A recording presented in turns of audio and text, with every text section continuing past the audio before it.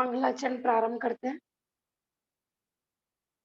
मोक्षमार्गस्य नेतारं भेतारं कर्मभूभृतां ज्ञातारं विश्वतत्त्वानां वन्दे तद्गुणलब्धये।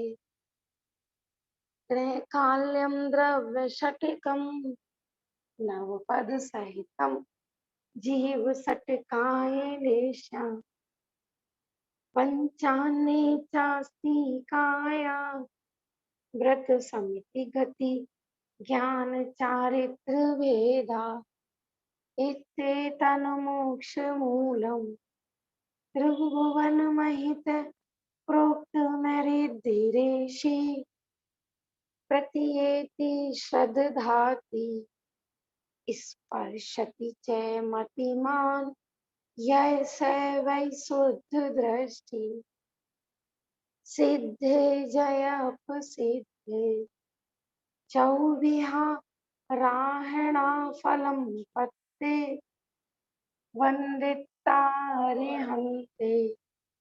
मोक्षम् आराहणा कंसो उज्जोवणमुज्जवणं रेवाहणं ताहणं चरणं दंसनरालचरितं तवाणमाराहणा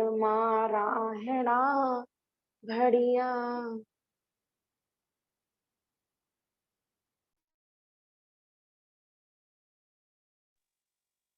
दूसरे अध्याय का पाठ शुरू करते हैं।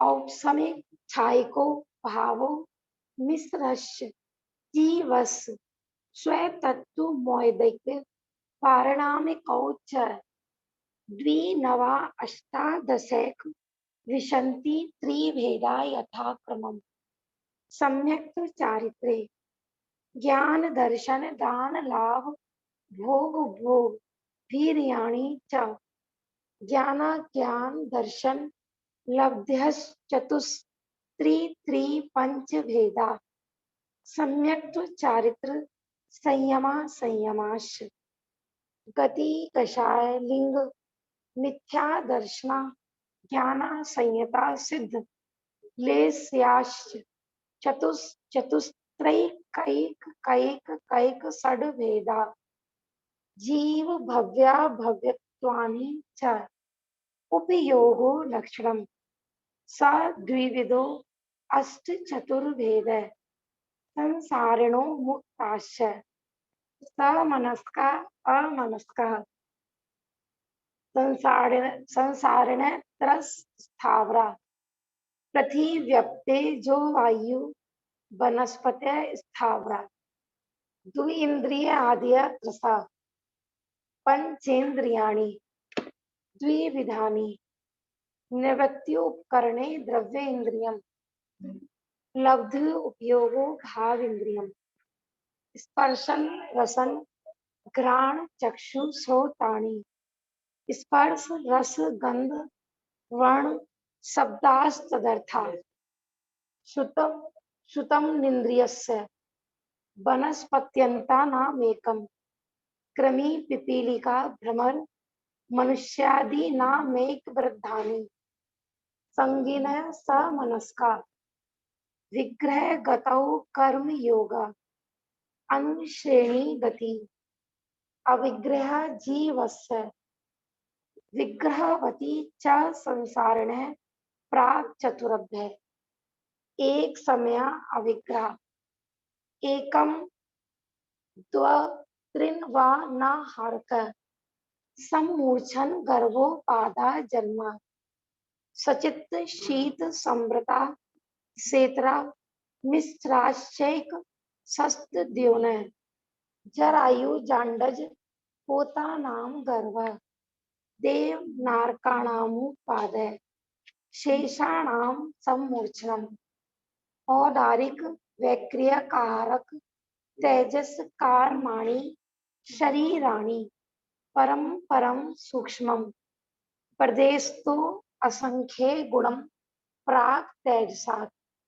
अनंत गुणे परे अप्रतिघाते अनादि संबंधे च सर्वस्य तदा दीनी भाज्यानि युगपदे कस्मिन्ना चतुरभ्य निरुपभोग मन्त्यम कर्म समूर्छनज माध्यम औपाधिकम वैक्रियकम लब्धि प्रत्यम च तेजस्मपि शुभम विशुद्धम व्याघाति चाहारकम प्रमत्त संयतस्यैव नारक समूर्छनो नपुंसकानि न देवा शेषा स्त्री वेदा औपाधिक चरमोत्तम देहा संख्ये वर्षायुषो नपवर्त आयुष है।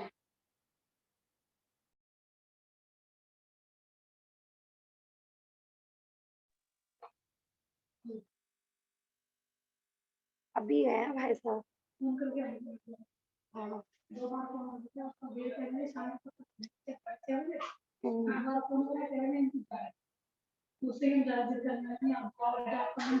अच्छा,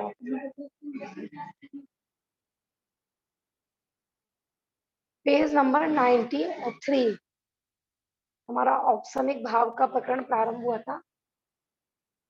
पंच भाव की यहाँ पर चर्चा चल रही है। औपसमिक छाइको भावो मिश्रस्य जीवस्य स्वतत्व मौदिक परिणामिको च। पंच भाव के बारे में हमने पढ़ा था। औपसमिक भाव, छाइक भाव, छापसमिक भाव, औदैक भाव और पारिणामिक भाव, पंच भावों की चर्चा चल रही थी। चार भाव जो होते हैं वो कर्म के निमित्त से होते हैं और जो अंतिम पारिणामिक भाव था उसमें वो कर्म के बिना निमित्त के ही अनादिकाल से जैसा जीव का स्वभाव है उस भाव को पारिणामिक भाव कहा था। कल हमारी औपसमिक भाव की चर्चा प्रारंभ हुई थी। सम्यक्त्वे चारित्र्य, औपसमिक भाव माने कि आत्मा में आत्मा की विशुद्धि के निमित्त से मोहिनी की तीन और अनंतानु। आप ऐसा करो भाभी जी इधर साइड बैठ जाओ। हाँ, इधर चौकी ले लीजिए आप और वो जिनवानी ले, ठीक है ना, इधर यहाँ पे लगा दो।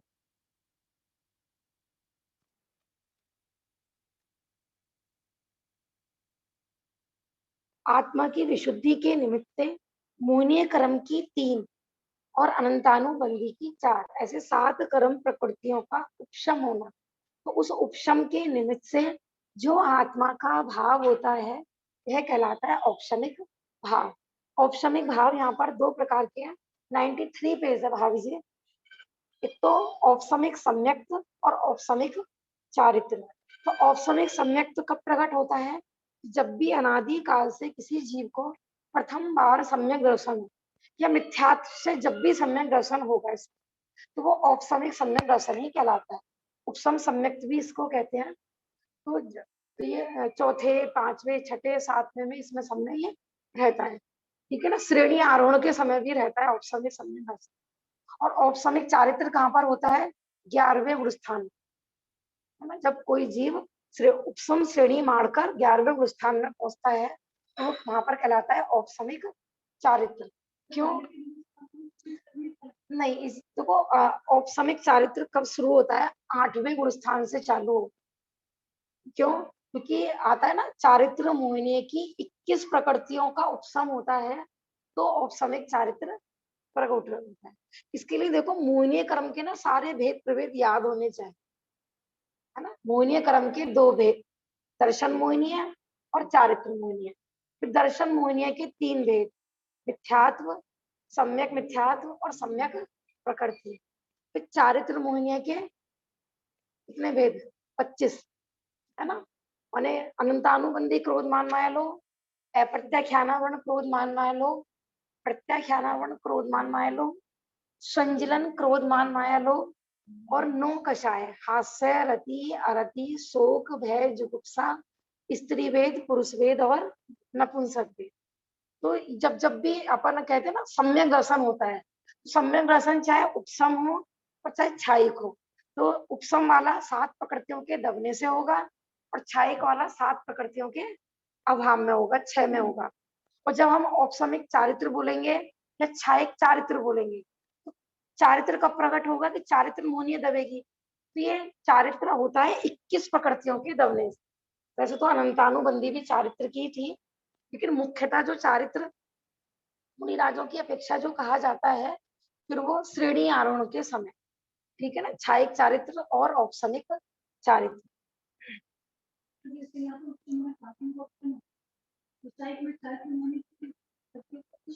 हाँ, उसमें क्षय होगा। छायिक श्रेणी जो चढ़ता है ना, वो नीचे वापस नहीं आता, वो नाश करके चलता है। अब अपन थोड़ा आगे देखते हैं। कल ये भी पैराग्राफ हमारा हो गया था कि दर्शन मोहिनी में मिथ्यात्व, सम्यक प्रकृति और चारित्र मोहिनी की 4, ठीक है ना, इन 7 का उपसम होता है। और चारित्र मोहिनी में 21 प्रकृतियों का उपशम होता है औपसमिक चारित्र के अंतर्गत। ऐसे इसके 2 भेद हो गए। अब प्रश्न है कि कोई अनादि मिथ्या दृष्टि, अनादि मिथ्या दृष्टि माने कि जिसको आज तक कभी भी सम्यक दर्शन नहीं हुआ है। और सादी मिथ्या दृष्टि किसको कहते हैं कि जिसको एक बार सम्यक दर्शन हो गया और फिर छूट जाए, तो उसको बोलते हैं सादी मिथ्या दृष्टि। अनादि माने बाबा अनादि से है, अब तक एक बार भी सम्यक दर्शन नहीं लिया। और सादी माने कि लेकर छूट गया है, ठीक है ना, लेकिन हम पहचान नहीं कर सकते कि कोई जीव अनादि मिथ्या दृष्टि है कि सादी। सादी वाला भी बिल्कुल अनादि मिथ्या दृष्टि की तरह वापस हो सकता है, क्योंकि सम्यक जी हाँ, एक बार जिसको सम्यक दर्शन हो गया, उसकी मोक्ष की टिकट तो कट चुकी है। बस वो अंतर है कि वो टाइम कितना लेगा। नहीं नहीं नहीं, देखो जब कितनी बार भी मिथ्यात्व से सम्यक दर्शन होगा उपसम, तो वो प्रथम उपसम ही कहलाता है। उसको ऐसा नहीं है कि दूसरी बार हुआ तो द्वितीय उपसम, तीसरी बार हुआ तो फिर तृतीय उपसम कहना पड़ेगा, क्योंकि उपसम सम्यक दर्शन असंख्यात बार छूट के वापस हो सकता है। इसलिए द्वितीय उपसम माने कि जो श्रेणी आरोहण के समय होता है, ठीक है ना, जब प्रकरण आएगा तो अपन उसको अलग से लेंगे। भाभी जी, देवों को और नारकियों को तो एक ही भाव में कई बार हो सकता है ना उपसम सम्यक दर्शन। हाँ, देव और नारकियों को पूछ रही हैं भाभी जी, तो उनको एक ही भव में कई बार हो सकता है। असंख्यात वर्षों की आयु वाले जीव को हो सकता है, संख्यात वर्षों की आयु वाले जीव को दोबारा नहीं होता है उसी भव में। ऐसे जैसे भाभी जी, नरक में किसी की आयु 10,000 वर्ष की है। पेज नंबर कितना है वो बंद हो जाता है। पेज नंबर है 93, पेज नंबर 93। जैसे किसी की नरक में आयु 10,000 वर्ष की है, तो वो भी असंख्यात वर्ष मानी जाएगी। हाँ, भाभी जी के प्रश्न है कि जैसे नरक में आयु मानो 10,000 वर्ष है, या स्वर्ग में भी लगा लो, तो क्या उनको होगा क्या दोबारा, माने वो असंख्यात वर्ष मानी जाएगी क्या? वो नहीं मानी जाएगी, क्योंकि 10,000 वर्ष तो फिर काउंटेबल हो गई है, ठीक है ना। उससे ज्यादा तो अपने यहाँ आदिनाथ भगवान की थी फिर, है ना, 84 लाख पूर्व। तो असंख्यात वर्ष वालों का ही आएगा इसमें, संख्यात वाली आयु नहीं आएगी, क्योंकि इसकी टाइम है कि एक बार छूटने के बाद दोबारा करने में ही असंख्यात वर्ष ही लेता है। तो 10,000 की वर्ष आंटी जी, आदिनाथ भगवान की भी संख्यात ही होगी ना? हाँ, आदिनाथ भगवान की भी संख्यात ही थी। 1 कोटि पूर्व बताते हैं ना कि माने कर्म भूमि के चौथे काल की उत्कृष्ट आयु 1 कोटि पूर्व से ज्यादा नहीं होती है। तो अपने यहाँ मैक्सिमम आयु इस काल में 84 लाख पूर्व से ज्यादा किसी की नहीं हुई। भरत जी की भी 84 लाख पूर्व थी, और आदिनाथ भगवान की भी 84 लाख पूर्व थी। हाँ, 3 पल्ले की आयु वो असंख्यात वर्षों में आएगी। सागर पल्ले ये सब असंख्यात में आता है, माने जो श्रुत ज्ञान के काउंटिंग में नहीं आए। श्रुत ज्ञानी जिसको काउंट नहीं कर सके, वो सब कहलाती है फिर अवधि ज्ञान के विषय में। सारा पल्ले सागर ये सारा, क्योंकि पल्ले को हम जो नापते हैं ना, वो गड्ढों के माध्यम से करते हैं, लेकिन हम काउंटिंग कोई नहीं निकाल पाते हैं उसकी। यद्यपि वो बालों की काउंटिंग तो आई है जो व्यवहार पल्ले है, लेकिन वो अद्धा पल्ले है, उसकी काउंटिंग इस प्रकार से नहीं आई है। उसकी काउंटिंग किस प्रकार से आई है कि वो जो 2.5 द्वीप के जितने समुद्र हैं, और उसमें उसमें जितना पानी है उसकी एक एक बूंद लगाओ, तो अपन वो कभी कभी काउंट कर ही नहीं सकते। ठीक है ना, ऐसे। हाँ, अब अपन भाभी थोड़ा, जी, जो ये स्वधर्म इंद्र की रानियों का 40 नील करके आता है संख्या, तो जी ये संख्या कैसे निकलती है? हाँ, भाभी जी का प्रश्न है कि जो ये सौधर्म इंद्र की रानियों का आता है ना, तो ये 40 नील करके कैसे निकलती है? वो काउंटिंग जो निकलती है ना, उसके हिसाब से निकलती है। क्योंकि जो 40 नील आई है ना, वो तो सिर्फ इंद्राणियों की आई है। इसके अलावा भी बहुत सारी होती हैं, ठीक है ना? तो मानो हमने इंद्राणी की मैक्सिमम आयु निकाल ली कि इतनी होती है। अब हम सौधर्म इंद्र की देखते हैं कि 2 सागर कुछ अधिक बताई है। तो फिर जब हम इंद्राणियों की पल्ले में गिनते हैं, फिर हम ये देखते हैं कि पूरे 2 सागर में कितने पल्ले हो सकते हैं। तो इस तरह से वो काउंटिंग करके निकाली जाती है 40 नील की। और वो सिर्फ इंद्राणियों की है, उसके अलावा भी उनकी देवियाँ बहुत सारी होती हैं, ऐसा। आंटी जी बाल गले में गिरे रहते हैं लेकिन वे काउंट थोड़े हो जाते हैं। क्या कह रहे हो? जैसे पल्ले की गिनी जाती है, काउंट की जाती है, तो उसमें बाल आता है उदाहरण, लेकिन थोड़े जा सकते हैं।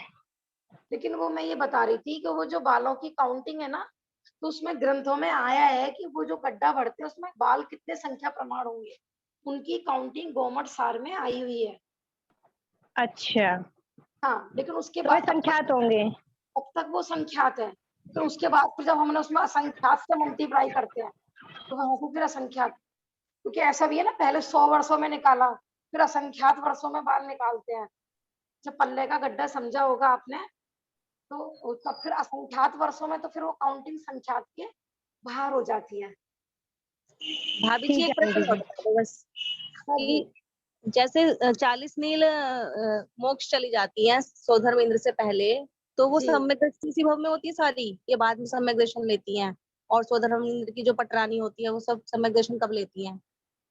हाँ, देखो ऐसा होता है कि स्त्री सम्यक दर्शन सहित तो जन्म लेती नहीं है स्वर्ग में, तो वो स्वर्ग में ही माने वहां जाकर ही सम्यक दर्शन लेती है। पूर्व में भी अगर उन्होंने किया हो तो छूट गया होगा, लेकिन छायक तो होता नहीं है उनको, ठीक है ना? ऐसा नियम नहीं है कि वो मिथ्या दृष्टि के रूप में ही जाएंगी कि सम्यक दृष्टि के, लेकिन वहां जाकर तो गारंटी है वो लेती है सम्यक दर्शन। भगवान, बंद हो रहा है। हाँ जी, भाभी जी आपका माइक डिस्टर्ब हो रहा है, इसलिए आपकी आवाज क्लियर नहीं आ रही है। क्योंकि ये तो नियम है कि स्त्री सम्यक दर्शन सहित स्वर्ग में नहीं जाती है, ठीक है ना? और इंद्राणी तो मतलब स्त्री रूप में जन्म ले रही है, भले वो देवियों है तो स्त्री ना, तो वहां जाकर माने यहाँ पर भी उन्होंने लिया होगा तो उपसम ही अच्छा उपसम, उसे छोड़ के फिर वो वहां पर उत्पन्न हुई। तो हाँ,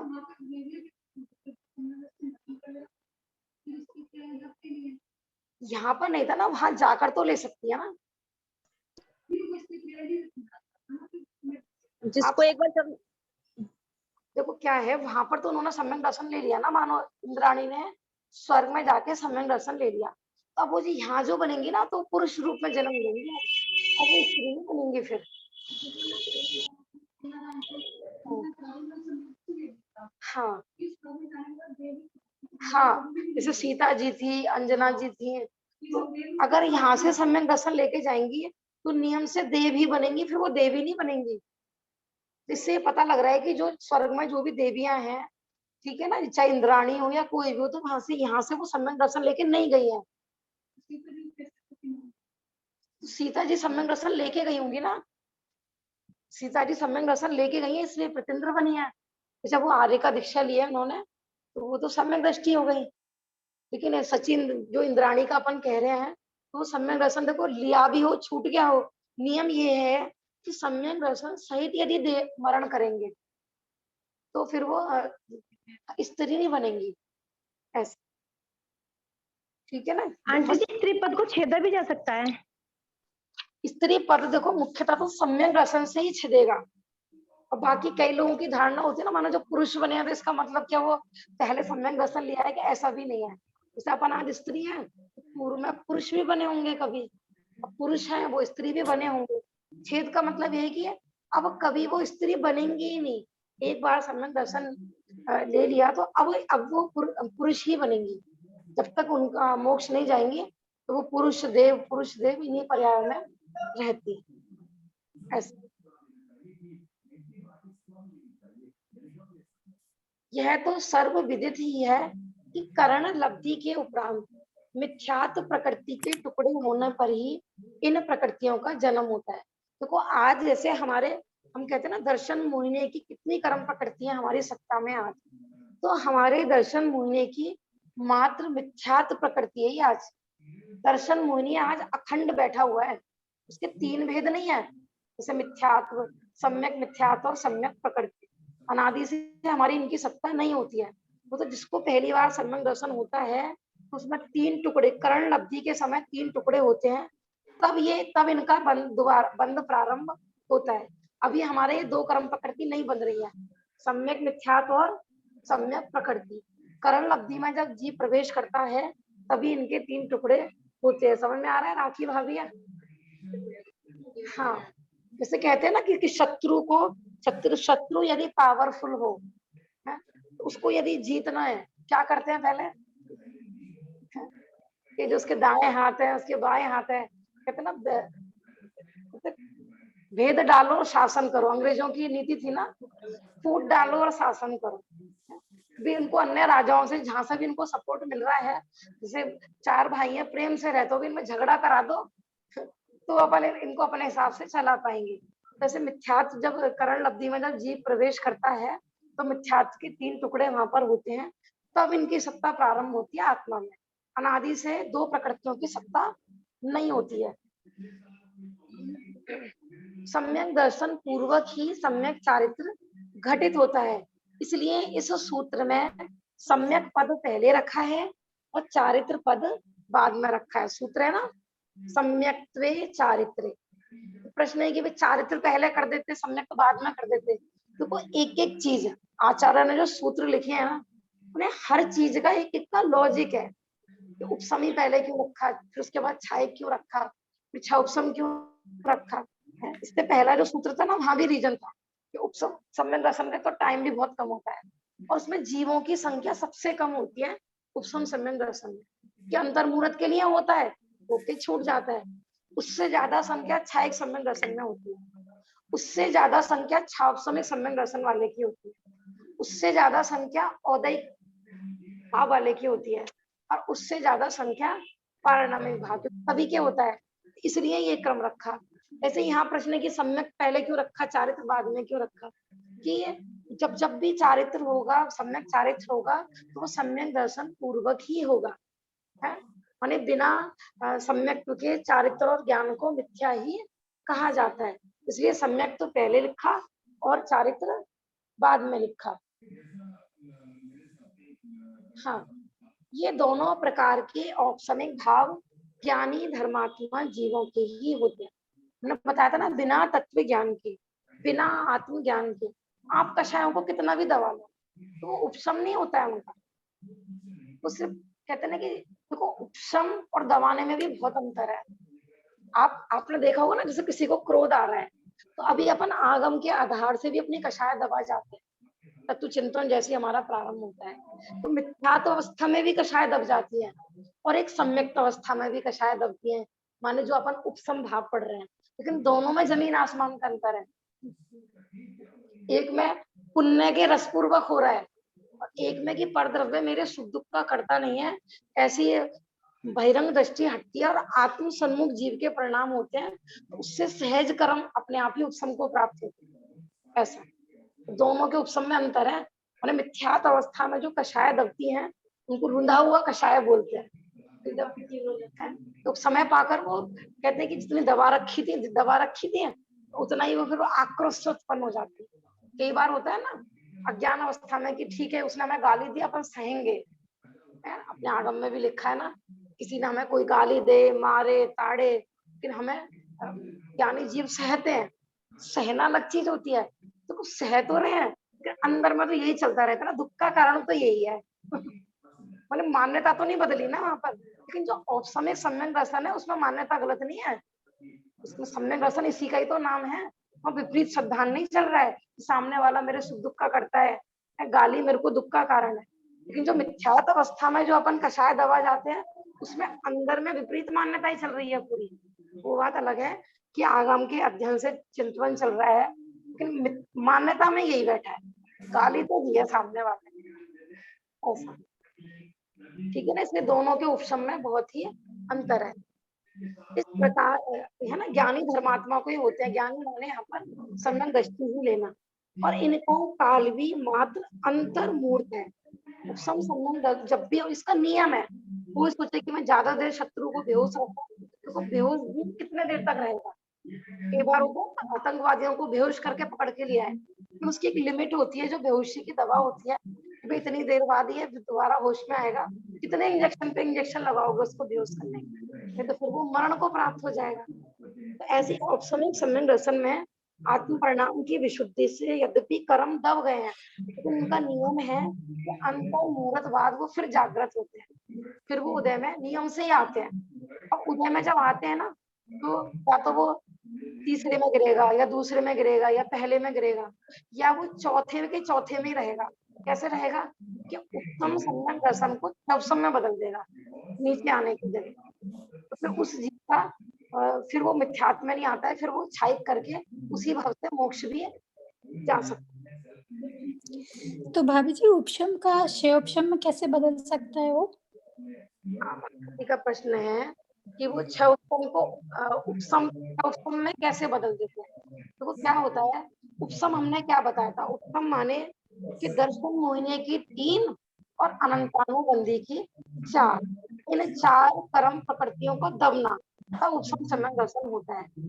जब अंतर मुहूर्त काल पूरा होने वाला होता है ना, तो ऐसा ना किसी का भी उदय आ सकता है। मिथ्यात्व का उदय आया तो पहले में गिरेगा, सम्यक मिथ्यात्व का उदय आया तो तीसरे में गिरेगा, सम्यक प्रकृति का यदि उदय आया तो वो छवसम सम्यक दृष्टि हो जाए। है तो दबी हुई है, सम्यक और अंतानुबंधी क्रोध मान माया लोभ, 6 तो अभी दबी हुई है, एक का उदय आया है तो वो कहलाएगा छवसम सम्यक दृष्टि। क्रोध मान माया लोभ में से किसी का उदय आ गया तो दूसरे में गिरेगा। अंतानुबंधी की क्रोध मान माया लोभ में से किसी का उदय आया तो दूसरे में। ठीक है भाभी जी। हाँ जी। इस प्रकार क्षौक्षमिक भाव वाले जीवों की संख्या सबसे कम होती है। यही कारण है कि 5 भावों में भाव भाभी जी माइक खुला हुआ है, किसी का म्यूट कर दीजिए। हाँ जी, माइक खुला हुआ है किसी का। ठीक है, बंद हो गया। तपस्या आपने मैसेज भेजा था, आवाज की और किसी को भी प्रॉब्लम हो रही है क्या? जी नहीं आंटी जी। ठीक है, ठीक है ना। यहाँ पे उपसम सम्यक दर्शन का है कि इसमें सबसे कम संख्या क्यों होती है।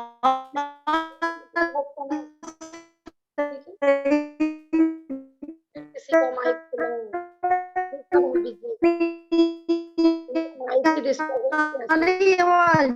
किसी का माइक ऑन है, समझ में नहीं आ रहा है। चलो बंद है सबका माइक, अपन थोड़ा आगे चलते हैं। कल हमारा ये विषय तो ले लिया था हमने कि उपसम सम्यक दर्शन होता कैसे है। कर्मों को कोई जबरदस्ती दबाने से नहीं होता है, कर्मों के पीछे पड़ने से नहीं होता है। जीव अपने स्वभाव माने अपने को पहचान ले, अपने को जान ले, अपने को मान ले। माने कर्म को भगाने के लिए हमें कर्मों को के पीछे भागने की जरूरत नहीं है। अब अपन आज थोड़ा छायिक भाव के बारे में पढ़ते हैं। छायिक भाव किसको प्रकट होगा कि छायिक सम्यक दृष्टि जीवों को। और यहाँ पर इसके 9 भेद बताए हैं। ज्ञान दर्शन दान लाभ भोग भोग वीर्याणि च। छायिक ज्ञान, छायिक दर्शन, छायिक दान, छायिक लाभ, छायिक भोग, छायिक उपभोग, छायिक वीर्य, ये तो 7 तथा च शब्द से ग्रहण करने योग्य है। छायिक सम्यक और छायिक चारित्र, ये 2 इस प्रकार कुल मिलाकर कितने भेद हो गए छायिक भाव के? 9 भेद हो गए। ठीक है ना। जब भी किसी जीव को छायिक सम्यक दर्शन या छायिक चारित्र प्रकट होगा तो उस छायिक भाव के निमित्त से ऐसे 9 भेद यहाँ पर इन्होंने किए हैं। देखो, इसे हम इस प्रकार कह सकते हैं कि तीसरे सूत्र में कहे गए सम्यक और चारित्र ज्ञान, दर्शन, लाभ, भोग, उपभोग, वीर्य, ये 9 भाव छायिक भाव है। ये छायिक भाव पर्याय दृष्टि से सबसे महान है, प्राप्त करने योग्य है, प्राप्त करने की अपेक्षा पूर्णतः उपाधि है। देखो क्या कह रहा है, हमने कहा था कि छायिक भाव हो या औपसमिक भाव हो, किसके आश्रय से प्रकट होंगे? ये पारिणामिक भाव के आश्रय से। लेकिन यहाँ क्या कह रहे हैं कि पर्याय माने पर्याय दृष्टि से ये महान है। यदि हम 4 भावों का कंपेयर करते हैं, औपसमिक भाव, छायिक भाव, औदैहिक भाव और छापसमिक भाव, तो छायिक भाव सबसे महान है। क्यों? क्योंकि ये कर्मों की क्षय पूर्वक प्राप्त होता है और ये प्राप्त करने की अपेक्षा उपादेय है। देखो औदैहिक भाव तो सर्वथा ही है, औदैहिक भाव तो छोड़ने लायक है और छोड़ने योग्य है। कि छायिक भाव क्या कह रहे हैं यहाँ पर? प्राप्त करने की अपेक्षा पूर्णतः उपादेय है। छायिक छायिक भाव माने कि केवल ज्ञान की प्राप्ति होना, सिद्ध अवस्था की प्राप्ति होना, अनंत अवस्था की प्राप्ति होना। तो ये कैसे प्रकट होगी? कि कर्मों के क्षय पूर्वक। लेकिन जो चीज प्राप्त करनी है ना, तो हमें उसके पीछे नहीं पड़ना है। मैं बताया था ना, अर्यंत बनना है, तो अर्यंत भगवान के लक्ष्य से अर्यंत नहीं बनेंगे, सिद्ध भगवान के लक्ष्य से सिद्ध नहीं बनेंगे, अपने स्वरूप के आश्रय से सिद्ध बनेंगे, स्वरूप में रमने जमने से सिद्ध बनेंगे। एग्जाम्पल आता है ना कि महावीर भगवान पारसनाथ भगवान के आश्रय से महावीर नहीं बने, पारसनाथ भगवान नेमिनाथ भगवान के आश्रय से पारसनाथ नहीं बने, अपने पारस के समीप जाने से पारसनाथ बने। अपने ऐसे शुद्ध महावीर स्वरूप अपने अपने आत्म स्वरूप में रमने से महावीर बने। तो आश्रय करने लायक तो सिर्फ पारिणामिक भाव ही है, लेकिन माने प्रकट करने की अपेक्षा छायिक भाव को यहाँ पर उपादेय कहा जा रहा है ना। उपादेय माने ग्रहण करने योग्य। 5 भाव है ना, औपसमिक, छायिक, छापसमिक और औदैहिक और पारिणामिक। तो इसमें आश्रय करने लायक पारिणामिक भाव और ग्रहण करने लायक उपसम भी आ सकता है इसमें।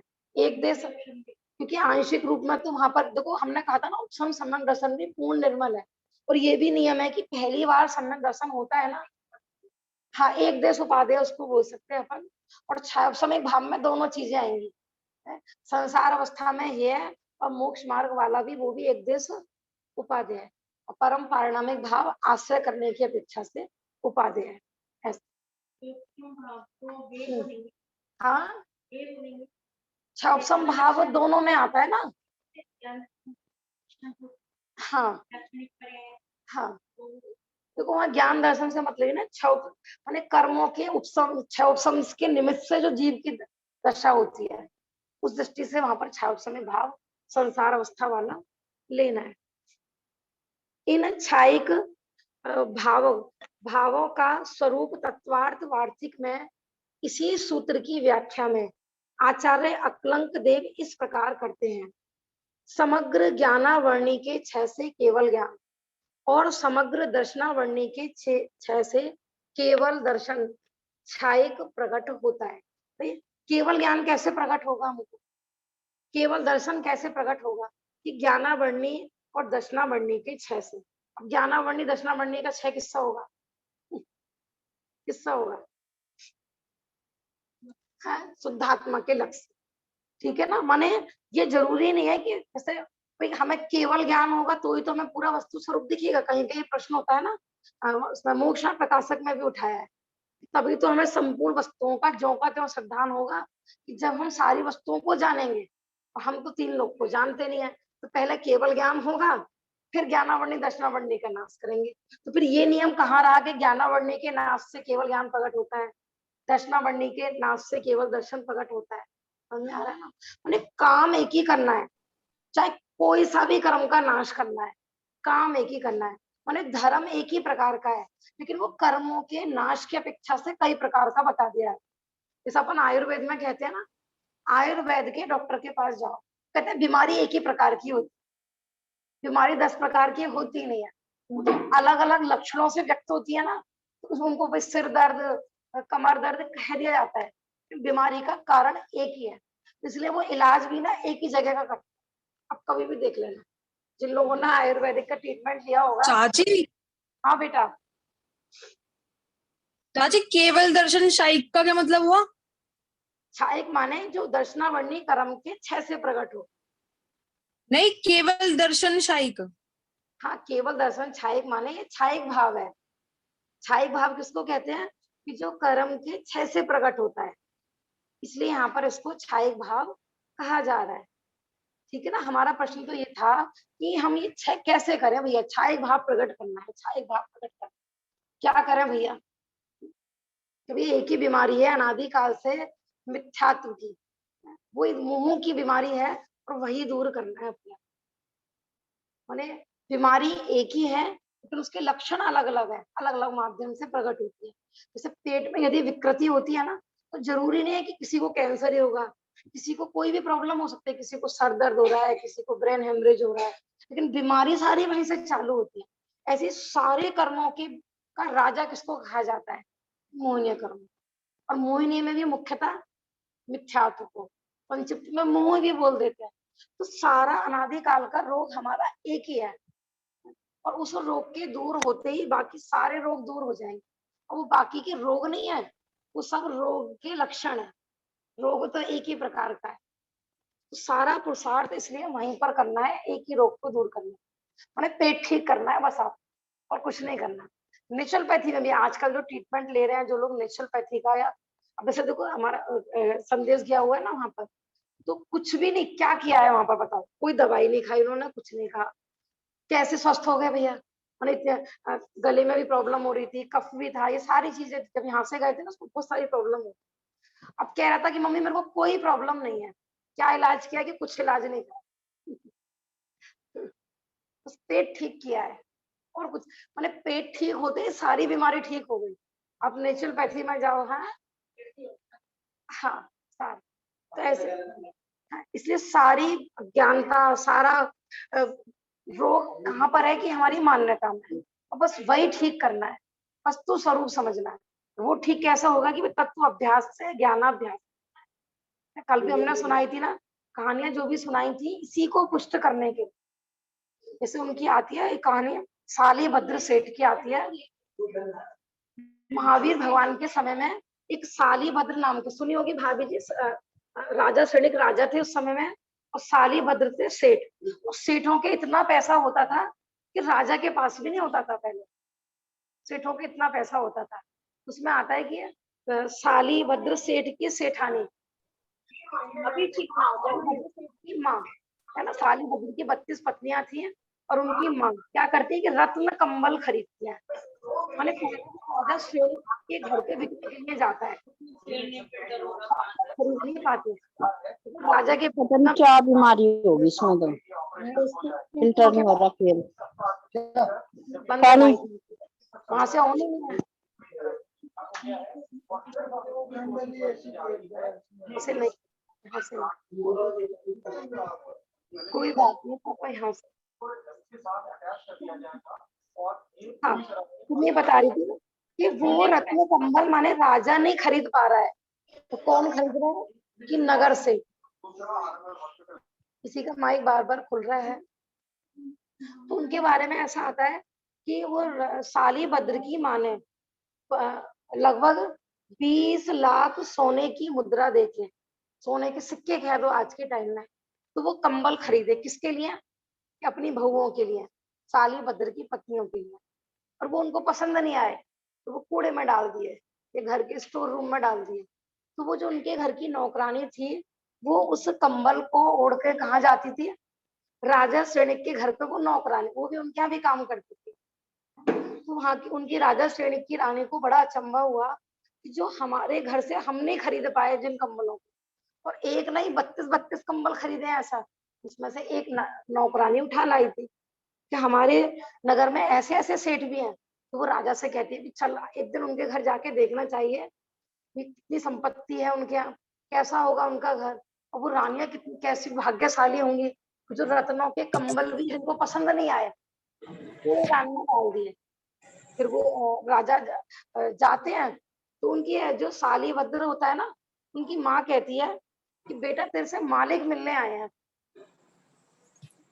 स्वामी मिलने आए हैं। शालिभद्र सोचता है जैन धर्म में तो मैं ही मेरा मालिक हूँ, मैं ही मेरा स्वामी हूँ। ये स्वामी कहाँ से हो गए? मेरा दूसरा स्वामी कौन सा हो गया? तो माने देखो, खाली इतना सा सुन के ही ना मैं ये बताना चाह रही हूँ, जिसको कल्याण करना हो ना अपना, और जिसके अंदर में तत्व चिंतन चलता हो, तो वो माने कहते हैं लोग व्यवहार में कि पता है ऐसा है नहीं, लेकिन व्यवहार से कहते हैं, लेकिन उनका अंदर का श्रद्धा निरंतर कायम रहता है। वस्तु स्वरूप लोग भले ही वो कह रहे हैं, सुन रहे हैं, लेकिन मान्यता उनकी ज्यों की त्यों रहती है। अंदर में वो रोगग्रस्त नहीं है, अंदर में उनका पेट बिल्कुल स्वस्थ है। क्या चिंतन चल रहा था उनका कि मतलब कैसा झूठा व्यवहार है कि जो मालिक नहीं है उसको मेरा मालिक बता रही है, जो स्वामी नहीं है उसको मेरा स्वामी बता रहे हैं।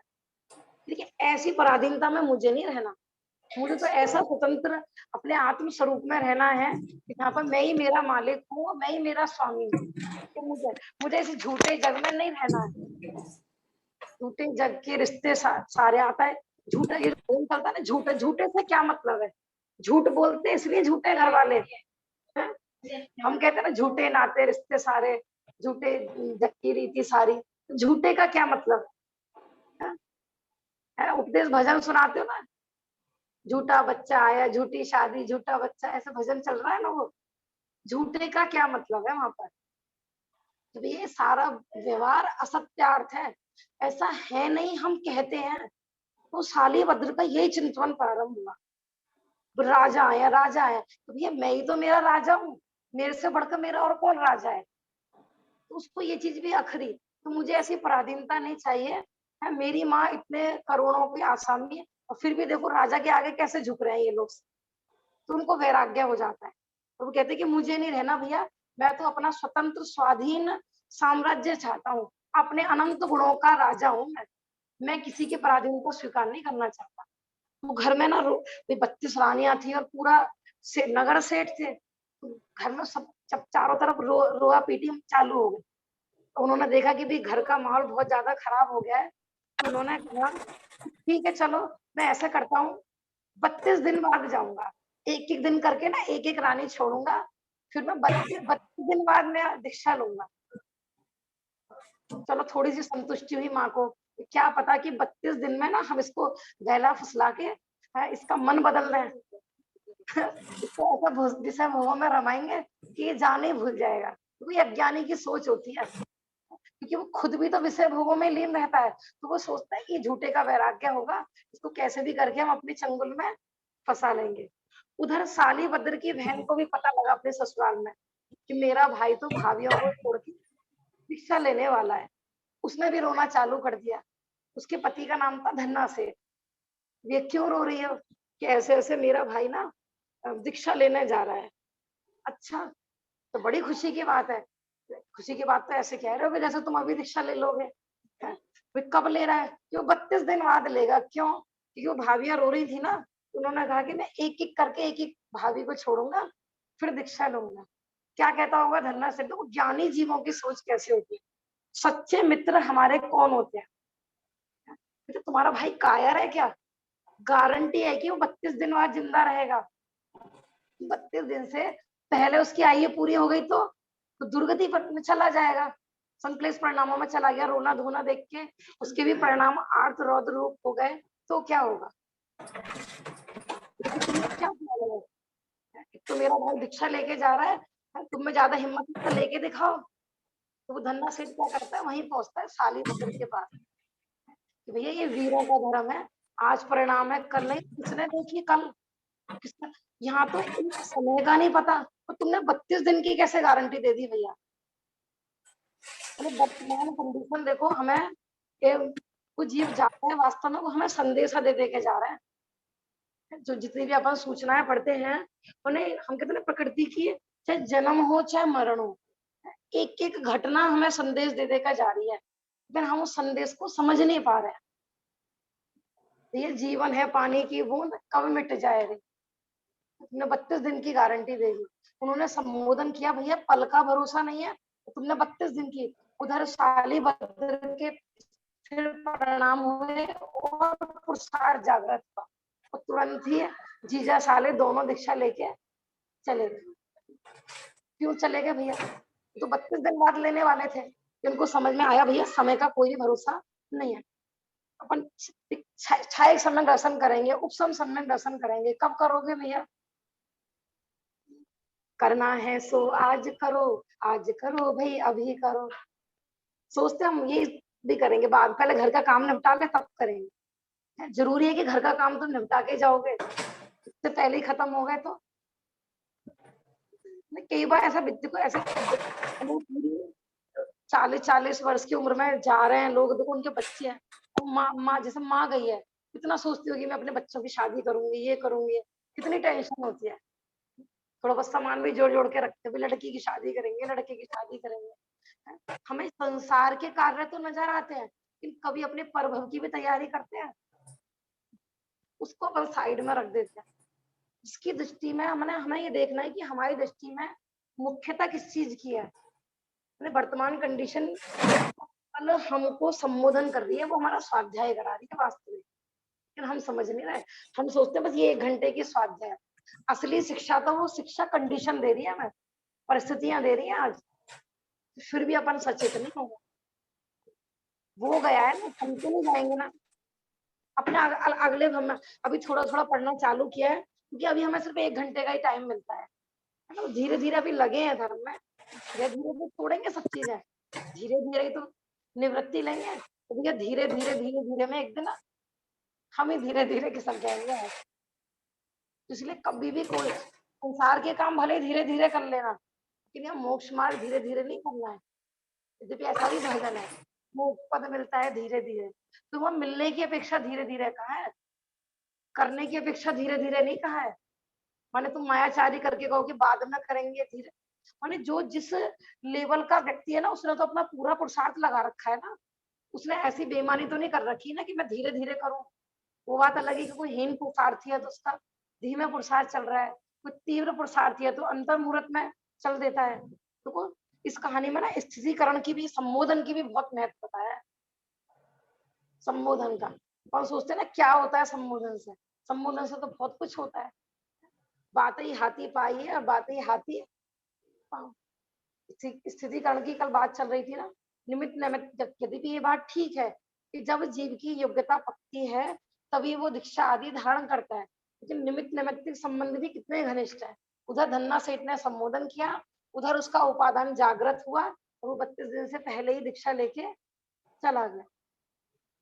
क्या कार्य करा उसने? सम्यक दर्शन लिया, छायक चारित्र प्रकट किया, है ना, छायक सम्यक लिया, क्या क्या करके लिया, चिंतन क्या किया उसने? मेरा मेन तो ये था कहानी का लक्ष्य, क्या चिंतन किया उसने।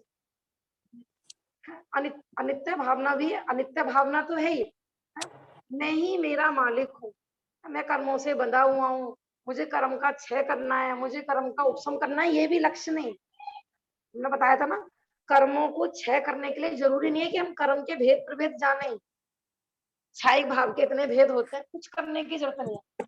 तू अपना काम किए जा, सब अपने आप हो जाएगा। वो सब केवल ही जानते रहेंगे कि इसने इतने कर्मों का क्षय करा है, इतना का उपशम करा है, अब ये करण लब्धि में प्रवेश कर रहा है कि अध्ययकरण कर रहा है या अपूर्वकरण कर रहा है। तुझे कुछ ही जानने देखने की जरूरत नहीं है, फिर तू स्वयं को जान, स्वयं को देख, है स्वयं में ही जमना है, स्वयं को ही जानना है और स्वयं में ही रमना है, कुछ नहीं करना है। इसी का नाम धर्म है वास्तव। देखो क्या कह रहे हैं यहाँ पर, ज्ञानावर्णी के 6 से केवल ज्ञान प्रकट, और केवल दर्शन और दर्शनावर्णी के 6 से केवल दर्शन प्रकट हुआ। उन्हें पूरा 3 लोक उनके ज्ञान में अब एक समय में भाषित होने लगा। इसका नाम है केवल ज्ञान और केवल दर्शन।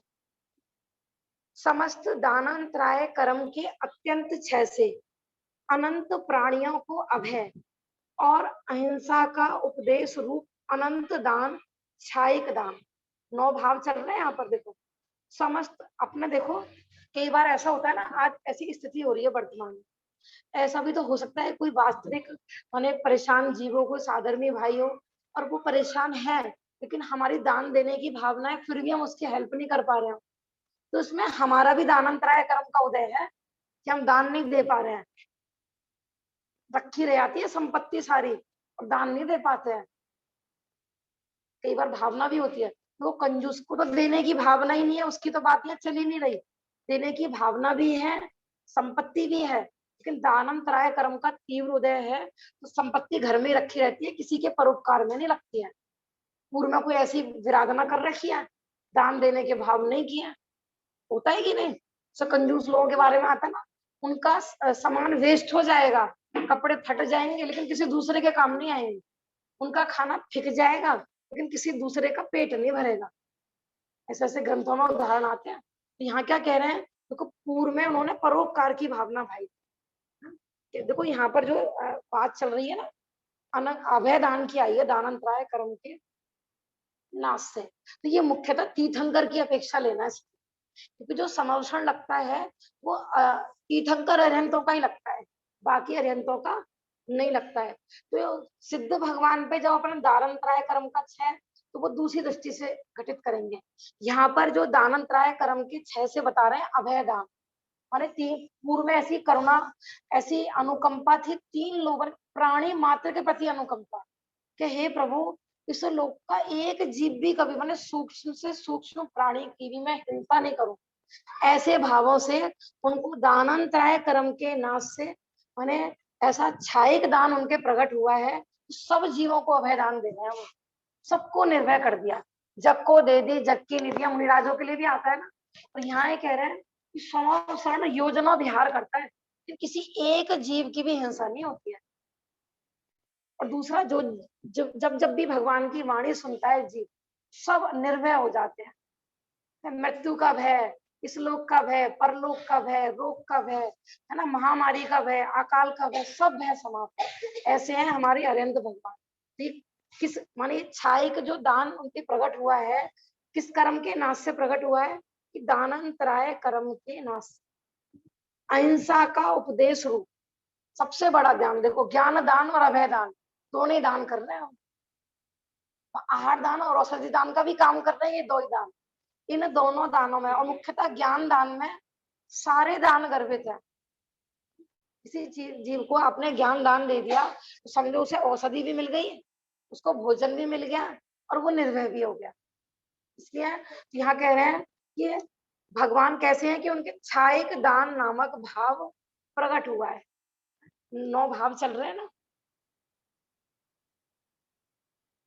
संपूर्ण लाभांतराय का अत्यंत क्षय होने पर कबला हार न करने वाले केवली को शरीर की स्थिति में कारणभूत परम शुभ दिव्य अनंत पुद्गलों का प्रति समय शरीर में संबंधित होना छायिक लाभ है।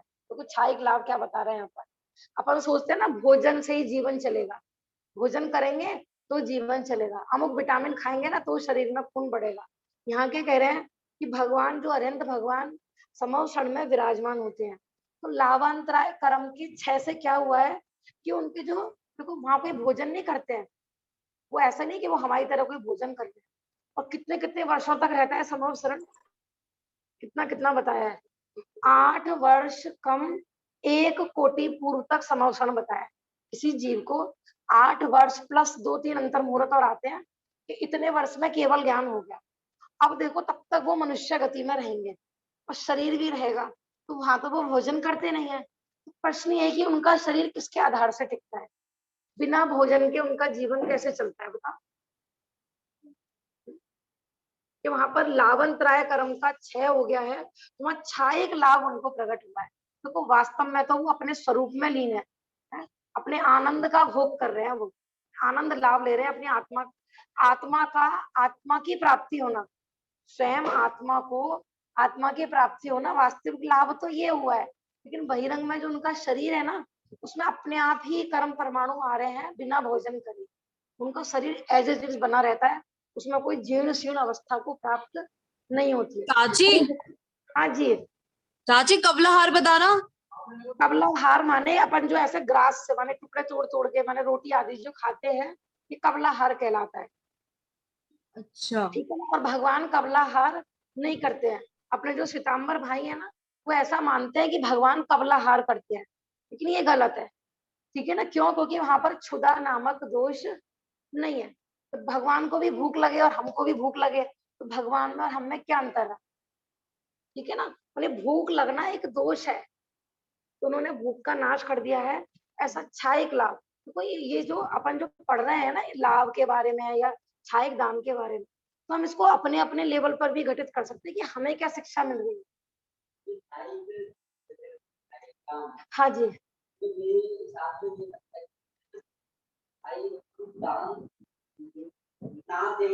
हाँ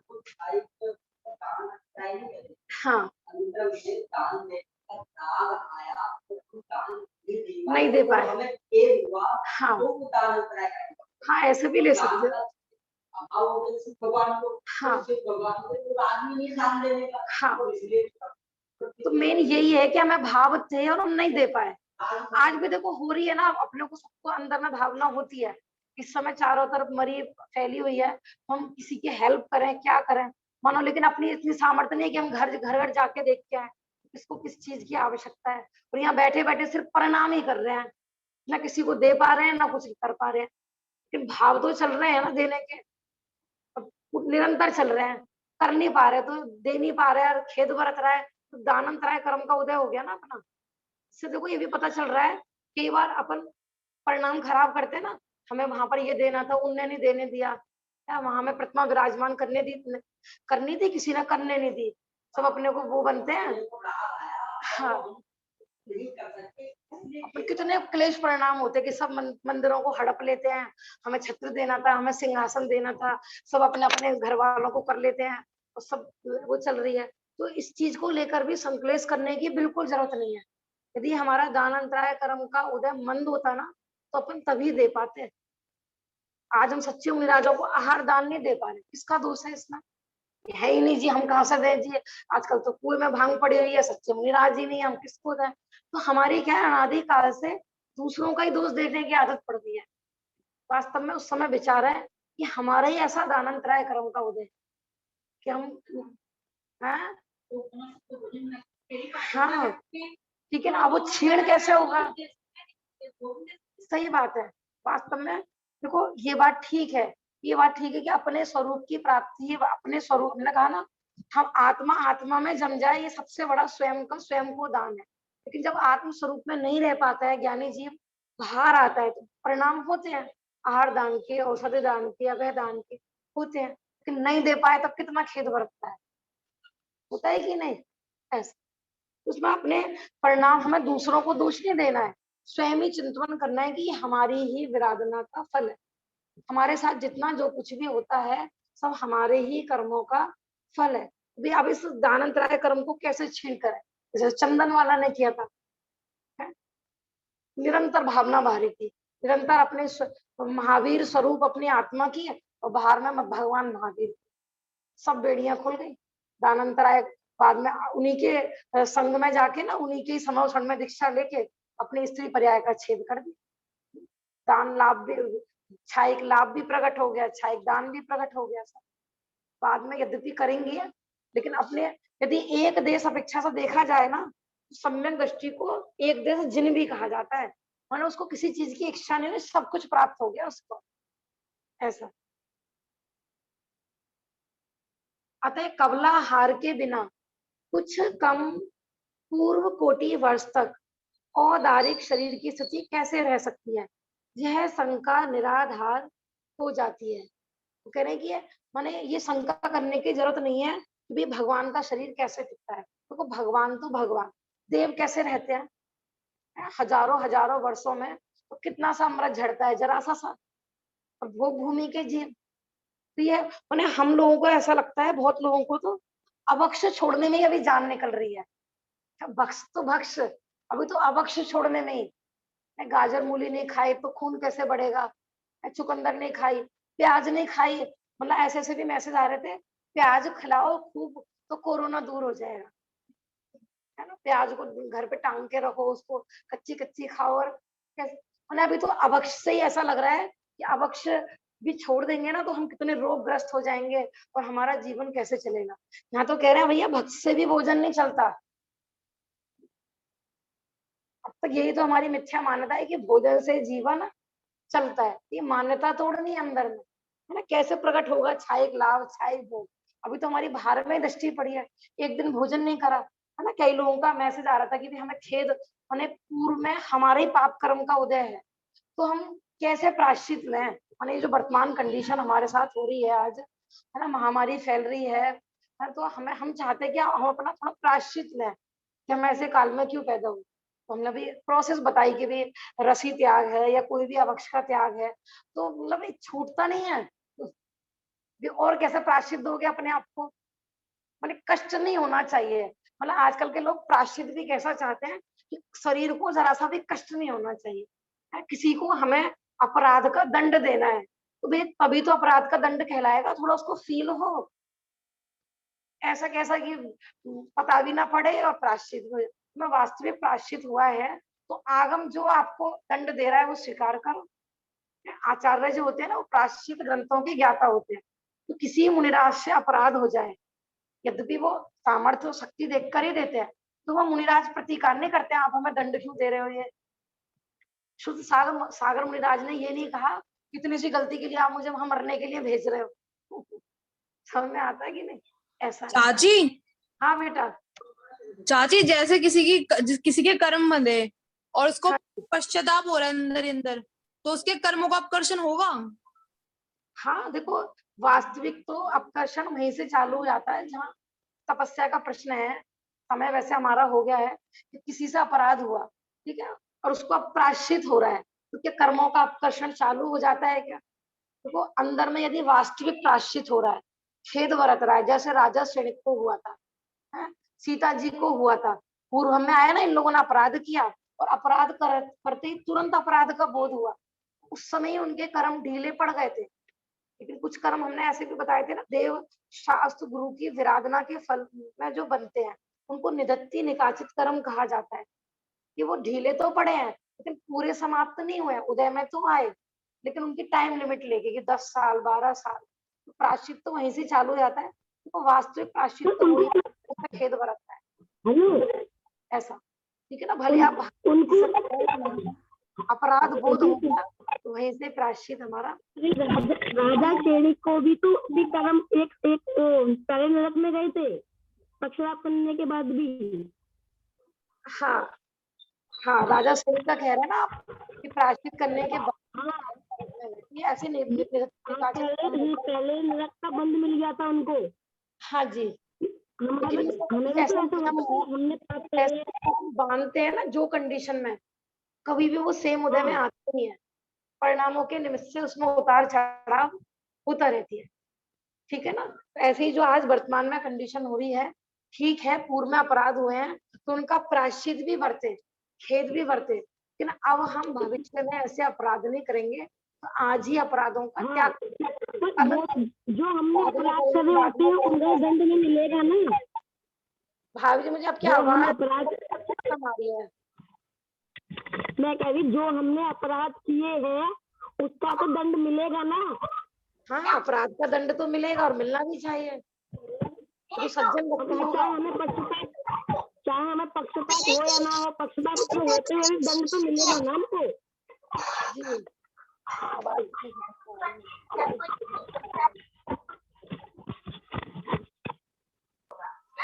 मुझे पता है। कुछ समझ में नहीं आ रहा, माइक ऑन है। हाँ उनका माइक ना बहुत कम था आवाज, इसलिए पूरी आवाज मेरे को ख्याल में नहीं आ रही थी। वैसे हमारा समय हो गया, बाकी की चर्चा अपन कल करेंगे।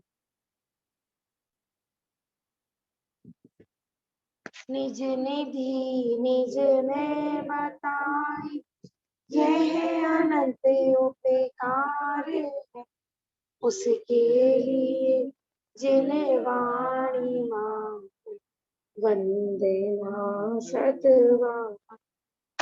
नमो अर्हंताणं, नमो सिद्धाणं, नमो यरीयाणं, नमो वज्झायाणं।